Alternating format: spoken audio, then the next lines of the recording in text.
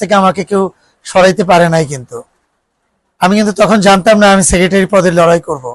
আজকে হয়তো দীপজল সাহেব থাকলে বা আমাদের জায়েদ ভাই থাকলে বা আমাদের মিশা ভাই ইলেকশন করলে হয়তো বা আমি এই পোস্টে নাও দাঁড়াইতে পারতাম।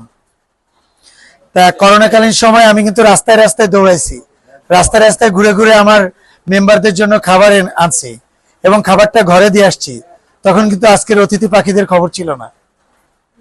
ইভেন তাই না, শুধু আমাদের সাদেক বাচ্চু ভাইয়ের লাশ খবর দিতে দেবে না খিলগাঁও কবরস্থানে, সেই লোকাল ছেলেদেরকে দিয়ে, লোকাল কমিশনারকে দিয়ে সেই কবরস্থানের গেট পাহারা দিয়ে অর্ধেক কোমর পর্যন্ত পানিতে নামছি কবরের ভিতরে। সেই কবরে কিন্তু বাচ্চু ভাইয়ের লাশ কবর দিছি। হ্যাঁ, ওয়াসিম ভাইয়ের লাশ কিন্তু করোনাতেই কিন্তু বনানী কবরস্থানে কবর দিছে। আমাদের কবরী ম্যাডামের লাশ কিন্তু সেখানে কবর দিছে। কোনো অতিথি পাখি সেদিন ছিল না, কিন্তু আজকে অনেক অতিথি পাখি আসছে। সো আমার যাই হোক, আমার মেম্বাররা জানে কাকে দিয়ে কাজ হবে, কাকে দিয়ে কাজ হবে না। তারা আমাকে যদি চাই ভোট দিবে, আমাকে যদি না চাই ভোট দিবে না। আমি সবসময় তাদের পাশে আছি। আমি সবসময় ওপেন ডায়েরি। আমি কখনো পিছনে কথা বলতে পছন্দ করি না। আমি টোটালি ওপেন।